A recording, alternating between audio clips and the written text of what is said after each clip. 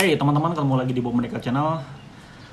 Buat yang belum kenal, kita kenalan dulu. Saya Bob Merdeka, pengusaha pemilik brand keripik pedas Maici, keripik paling enak se-Asia Tenggara. Ya, sudah ekspor ke beberapa negara, jadi bisa ngomong kayak gitu ya.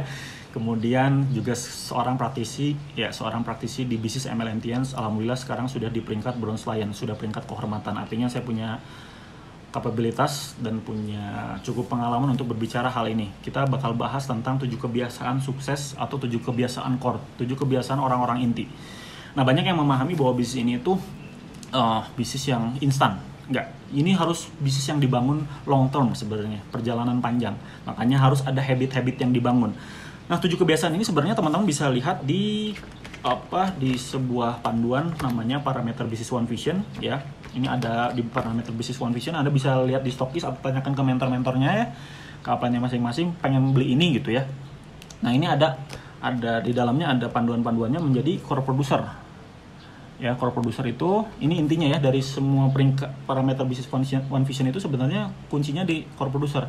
Adapun Royal, Crown, Ambassador, Majesty itu sebenarnya CP yang punya beberapa CP. Jadi kuncinya sebenarnya Anda jadi CP dan menduplikasikan ke sebanyak mungkin orang. Kalau diduplikasi puluhan orang, Anda Crown, diduplikasi oleh 3 orang, Anda Royal. Kalau diduplikasi oleh ratusan orang, Ambassador, diduplikasi oleh ribuan orang, Majesty 1 sampai Majesty Elite Majesty ya, sampai Majesty Elite Majesty. Majesty 1, 2, 3, 4, 5 sampai Elite Majesty. Apa bedanya PBO dengan peringkat Tiens? Peringkat Tiens itu akumulasi tanpa batas waktu. Bukan jadi patokan bahwa dia adalah bisnisnya sehat. Tapi kalau parameter One Vision otomatis peringkatnya sehat karena yang kita hitung adalah omset yang berjalan bulan tersebut. Kalau peringkat saya, contoh saya Bronze Lion udah otomatis saya punya bintang 8 dan itu akumulasi tanpa batas waktu. Bukan berarti bisnis saya juga dalam artian sehat. Ya, dilihat apakah saya Crown, apakah saya Ambassador. Nah, itu patokannya ya. Oke, jadi itu salah satu patokan, tapi sebenarnya itu hanya patokan hasil. Core Producer, Royal, Crown, Ambassador, Majesty menurut saya itu hanya hasil. Karena hasil dari 7 kebiasaan core. Nah, 7 kebiasaan core ini itu adalah kenapa kita harus lakukan untuk perkembangan bisnis yang sehat. Ya. Jadi benar-benar kita fokusnya adalah bisnis yang sehat. Gak mau kan bisnis yang sakit-sakitan. Peringkat tinggi nantinya tapi sakit-sakitan. Ya, harus sehat. Nah, kita bahas satu persatu ya. Sebenarnya kalau teman-teman pengen lebih dalam, ulang-ulang terus ini di Netpeak ya, audio positif langganan Netpeak plus Anda datang setiap ada core meeting, Anda hadir. Kita bakal bahas justru lebih dalam di situ, dari pembicara yang berbeda-beda, pengalamannya berbeda-beda tentang melakukan 7 kebiasaan ini. Oke, ini pandangan saya dan ini mungkin tidak mewakili 7 kebiasaan sukses secara benar, secara tepat dari One Vision ini, dari pandangan saya. Walaupun saya pun mengacu sama One Vision dan juga mengacu sama Tiens dan upline saya. Jadi jangan ambil konsultasi dari vlog, ya jangan ambil konsultasi dari atas panggung. Jadi sama juga dengan jangan ambil konsultasi dari vlog ini. Ya, ini hanya pandangan, Anda bisa ambil yang positifnya, kalau yang kurang tepat Anda bisa konsultasikan sama upline-nya masing-masing. Nah, oke, bicara kebiasaan teman-teman bicara tentang kedisiplinan. Ya, jadi segala sesuatu hal yang disiplin itu pasti menyakitkan. Disiplin itu kita mau tidak mau, suka tidak suka kita bakal lakukan. Sama seperti anak saya dibiasakan untuk sikat gigi di malam hari. Di awal nggak enak, nggak suka, tapi harus dilakukan terus sampai suatu saat kalau nggak sikat gigi malam hari itu ada yang aneh. Nah, sama dengan bisnis ini juga, kenapa kita harus lakukan 7 kebiasaan ini supaya akhirnya di suatu saat kita kalau nggak lakukan ini itu ada yang salah, ada yang kurang dalam kesehariannya. Nah, kuncinya itu. Kebiasaan itu bicara tentang kedisiplinan. Oke, kita masuk ke langkah yang pertama. Kebiasaan yang pertama adalah memiliki dream book. Ya, membuat dream book plus menambah terus daftar nama. Nah, kenapa harus dibuat dream book? Kan kalau di dalam 7 langkah sukses, langkah pertama itu memiliki impian. Nah, tapi bukan sekedar impian, kalau kebiasaan mah sudah punya dream book, bikin dream book. Jadi Anda pengen apa dreamnya itu harus bisa dilihat ya. Jadi ada visualisasinya. Bagusnya sih dream book atau dream board ya. Kalau saya sih biasanya ada kalau di kamar saya itu ada, saya pengen mobil yang seperti apa beberapa tahun ke depan, saya pengen rumah yang seperti apa, itu sudah ada rancangannya. Nah, itu salah satu kebiasaan sukses teman-teman.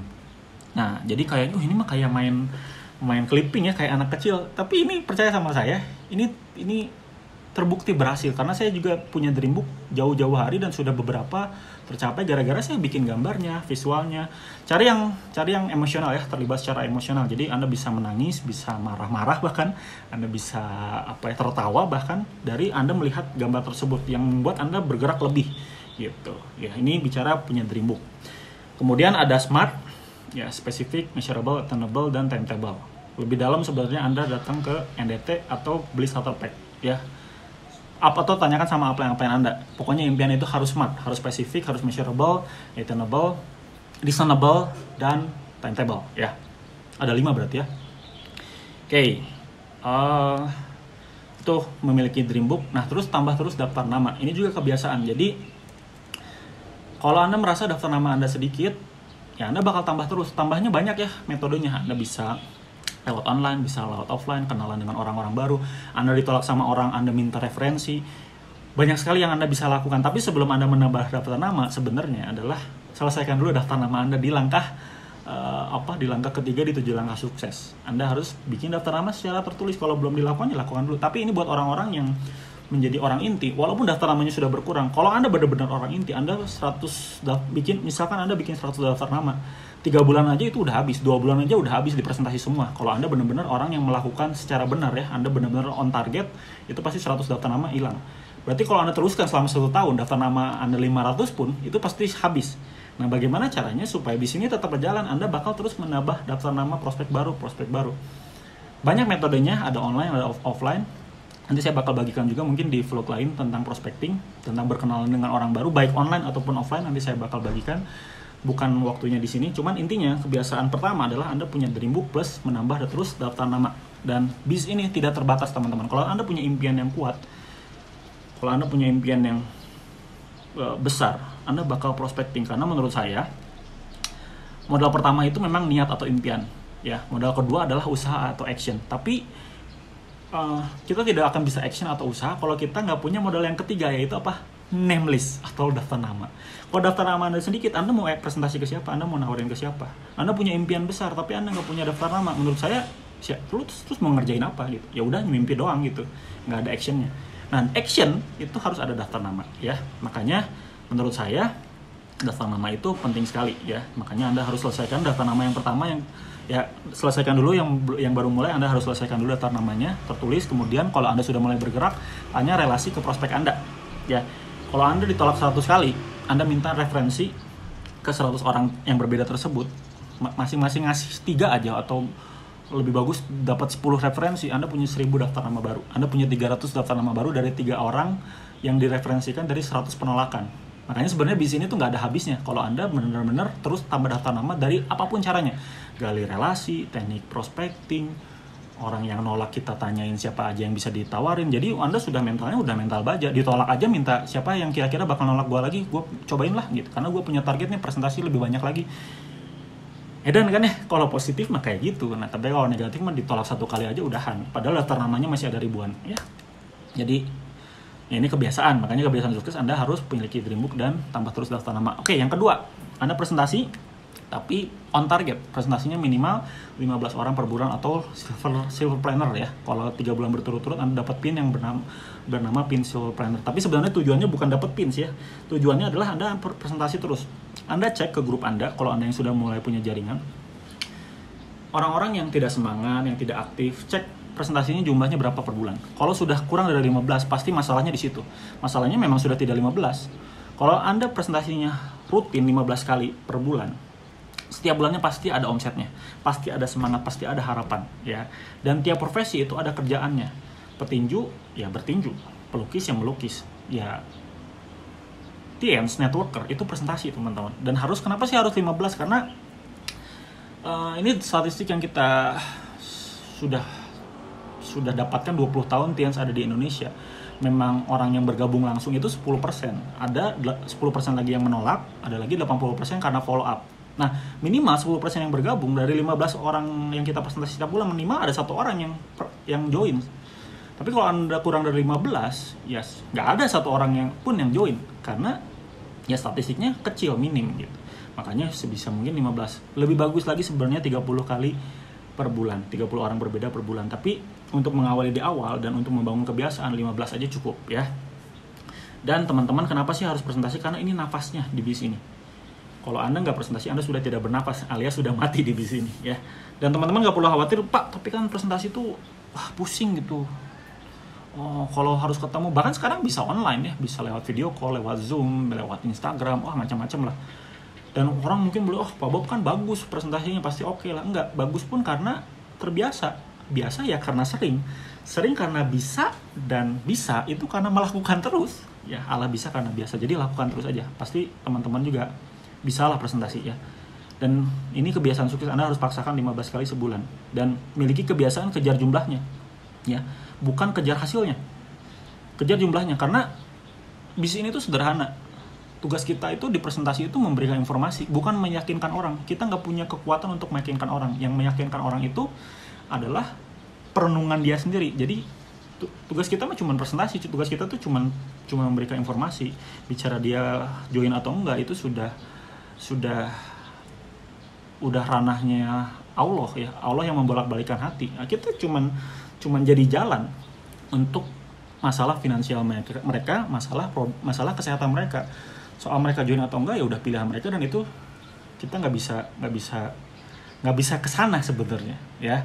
Jadi udahlah, tugas kita presentasi sebanyak mungkin ya. Dan kalau Anda orang inti, kalau Anda memang mau sukses, minimal 15 kali setiap bulan. Saya pun masih menjaga itu sampai hari ini, walaupun saya sudah peringkat bronze lain ya. Presentasi tetap dilakukan walaupun sekarang banyak lewat online ya.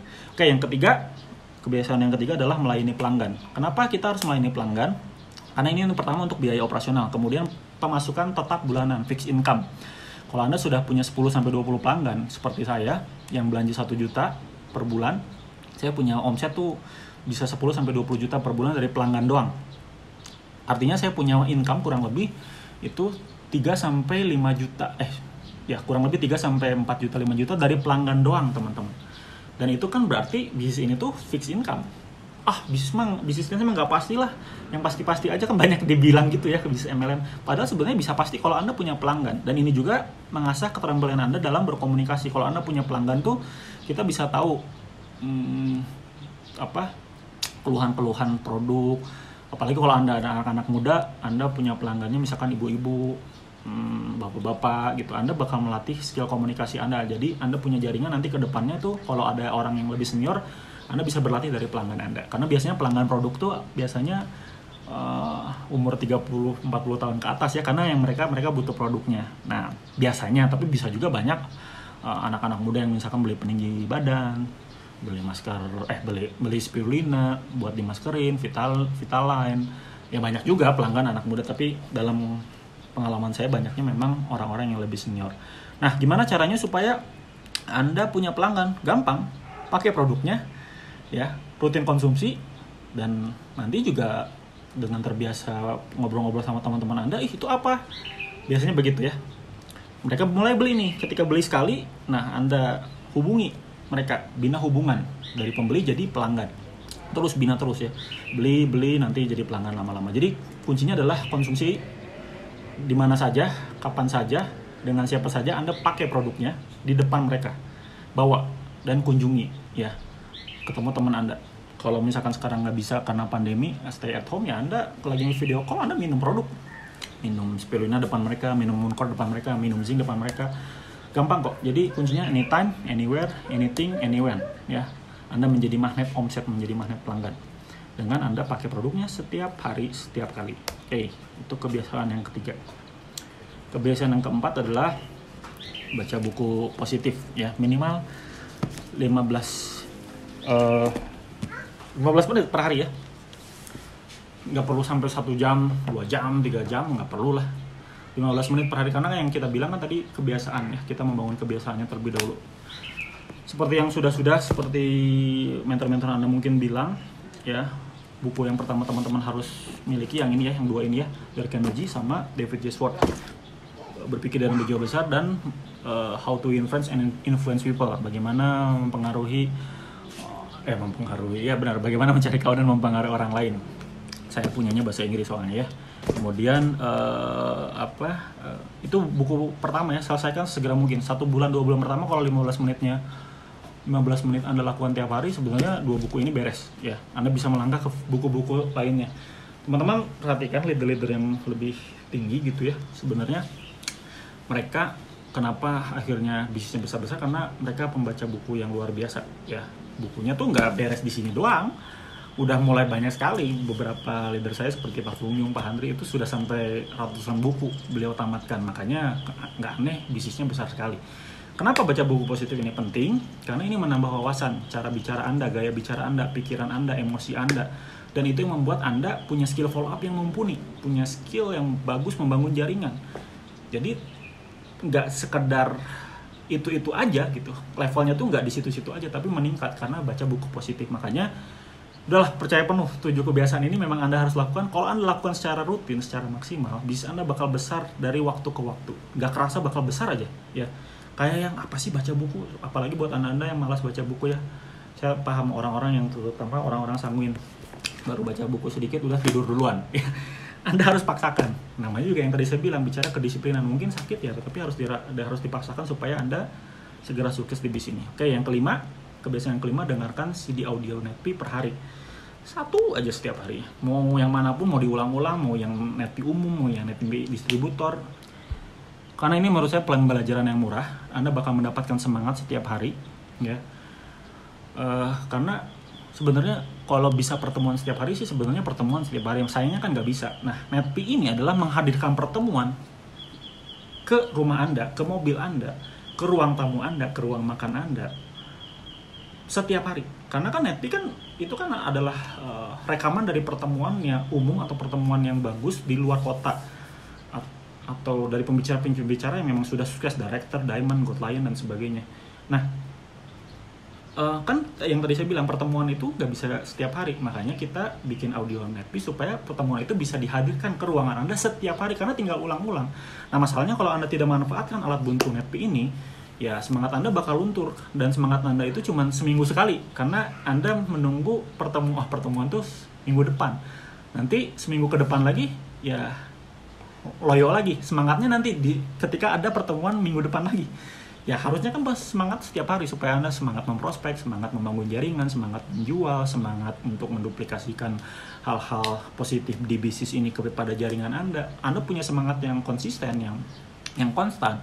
Kalau Anda dengarkan hal-hal yang membuat Anda semangat, salah satunya Netpi, audio positif, atau starter pack, atau webinar, atau YouTube, atau mau Merdeka channel ini Anda nonton. Ya apapun sebenarnya esensinya bukan hanya Netpi sih, tapi semua audio yang berbentuk audio visual yang membuat Anda positif, semangat setiap hari ya, yang bisa hadirkan semangat buat Anda ya. Dan sebenarnya kalau Anda menduplikasikan Netpi, itu alat pengajaran yang efektif buat grup Anda. Anda nggak perlu ngajarin banyak, cukup lu udah dengerin Netpi yang ini belum? Lu udah dengerin starter pack yang ini belum? Lu udah nonton video yang ini belum? Lu udah nonton yang ini belum? Gampang, nggak perlu Anda ajarkan, tinggal serahkan sama orang-orang yang sudah sukses di bisnis ini, beres. Kuncinya balik lagi teman-teman di duplikasi ya. Dan mulai dari Anda dulu, Anda dengerin Netpi, Anda lakukan 7 kebiasaan ini, maka grup Anda melakukan 7 kebiasaan. Oke, kebiasaan yang keenam adalah hadiri pertemuan ya. Kenapa harus hadiri pertemuan, baik online ataupun offline? Pilihannya masing-masing di grup masing-masing, di leader masing-masing. Tapi kalau saya sekarang lebih memilih online dulu, karena menurut saya new normal ini bukan normal yang seperti normal biasa-biasanya ya. Ya memang menurut saya bisa memilih lebih baik online dulu ya. Kalau saya mungkin beda lagi leader yang lain, terserah. Kalau saya membangun online. Tapi jadi akhirnya bicara pertemuan ya, saya membangun hadiri pertemuan-pertemuan online atau webinar. Kenapa? Pertama, supaya lingkungannya tetap positif, karena lingkungan negatif kita bakal kebawa negatif, lingkungan positif bakal kebawa positif. Lingkungan positif ada salah satunya di pertemuan, di webinar. Anda bisa ketemu upline Anda, ketemu orang-orang yang sudah sukses, cross-sell leader Anda yang lebih sukses. Jadi lingkungan positif ini membuat Anda bertahan di bisnis ini dan bergerak terus. Dan untuk besarkan bisnis selalu butuh komunitas. Komunitas Anda dapatkan di mana di bisnis ini? Di pertemuan, ya. Oke. Dan kemudian ke depannya kalau Anda pengen grupnya lebih mandiri, Anda harus duplikasikan pertemuan. Kalau Anda nggak duplikasikan pertemuan, Anda bakal menjadi upline yang super sibuk karena segala-galanya sama Anda. Segala-galanya semua minta sama Anda, karena Mereka nggak mengerti bagaimana membangun bisnis ini lewat pertemuan. Kalau lewat pertemuan, Anda tinggal arahkan, lu udah datang ke pertemuan belum? Lu udah ngarahin grup ke pertemuan belum? Udah ngarahin grup ke training belum?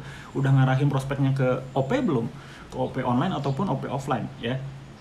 Gampang kalau pertemuan diduplikasikan sejak awal, tapi kalau Anda nggak duplikasi sejak awal, Anda bakal kerepotan. Semua grup Anda bakal manja, nggak akan mandiri. Dan kuncinya adalah seberapa besar grup Anda di pertemuan adalah masa depan Anda. Semakin besar grup Anda yang ada di pertemuan, walau baik webinar ataupun offline, berapa ratus orang yang hadir, berapa ribu orang yang hadir, berapa OP yang terjadi di grup Anda, berapa video call yang terjadi di grup Anda, berapa presentasi yang terjadi di grup Anda, di pertemuan Anda, home meeting Anda, cafe meeting. Pokoknya semakin banyak orang yang berada di pertemuan Anda dan berapa banyak pertemuannya, berapa banyak etalase bisnisnya, berapa banyak infrastruktur yang Anda bangun dari pertemuan ke pertemuan di grup Anda, masa depan bisnis Anda makin cerah. Ya, jadi saya lucu sih kalau orang yang membangun bisnis ini menghindari pertemuan. Justru harusnya kebiasaan. Mana lagi pertemuan berikutnya, pertemuan umum ataupun bersyarat. Oke. Ya. Dan ya kejar meeting bersyarat, karena semakin sulit syaratnya sebenarnya makin eksklusif, dan artinya bisnis Anda makin sehat dan makin kuat. Ya, jangan hindari pertemuan, bangun bisnis ini dengan pertemuan dan justru menjadi kebiasaan. Bahkan salah satu kebiasaan sukses ya ini. Oke, yang ketujuh adalah berperan sebagai good team player. Good team player itu ada 3. Konsultasi, edifikasi, dan no cross lining. No bad cross lining, ya. Kita bahas satu-satu. Sebenarnya nanti saya bakal ada video lainnya tentang 3 prinsip dasar ini. Intinya nanti saya bakal bahas lebih dalamnya. Intinya Anda harus konsultasi sama upline Anda, karena konsultasi di bisnis ini itu nggak bayar, gratis. Kalau konsultan di luar sana itu bahkan dibayar ribuan dolar per jam. Ini upline Anda gratis.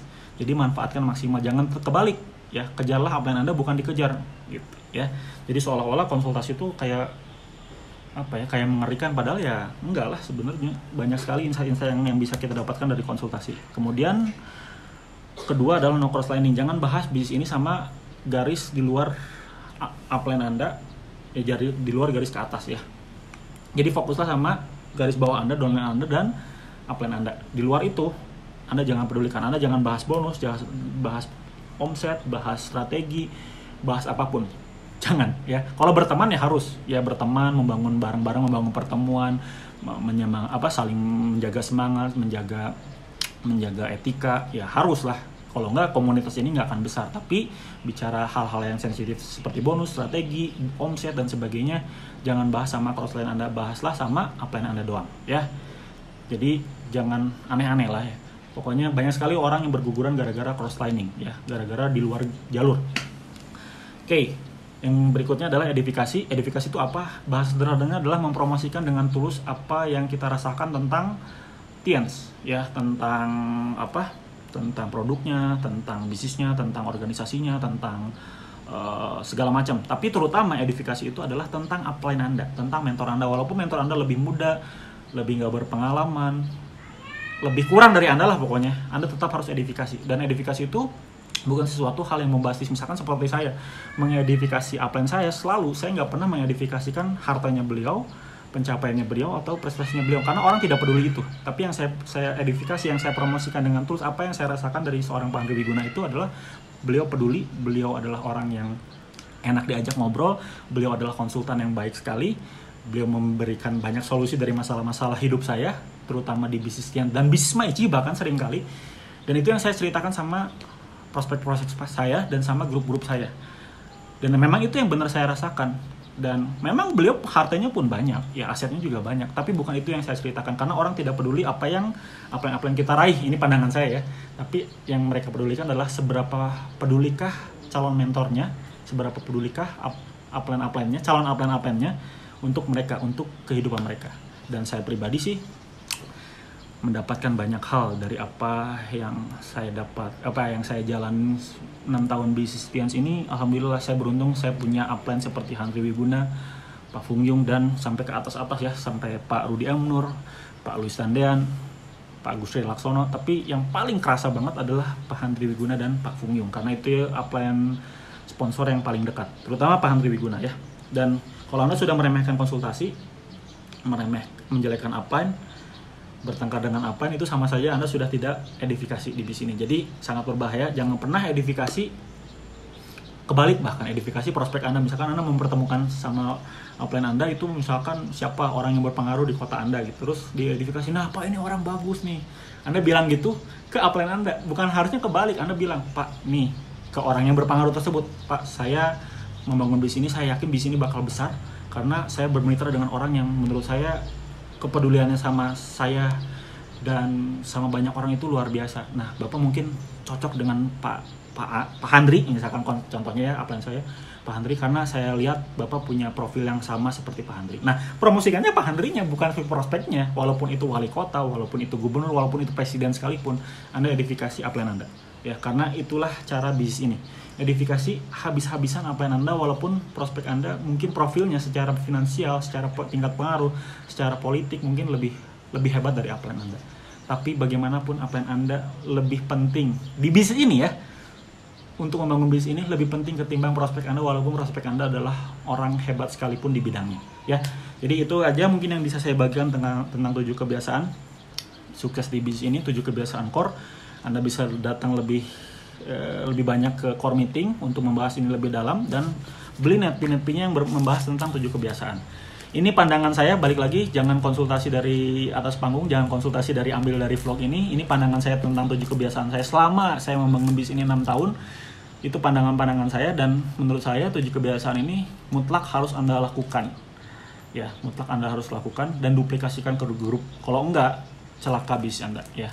Jadi Anda harus bangun 7 kebiasaan ini kalau Anda pengen sukses dan ingin membuat bisnis yang besar, grup Anda besar, mulailah dari 7 kebiasaan itu. Ya, dari 7 kebiasaan ini. Oke, mungkin itu aja yang bisa saya bagikan. Sukses untuk Anda semua. Ketemu lagi nanti di vlog berikutnya.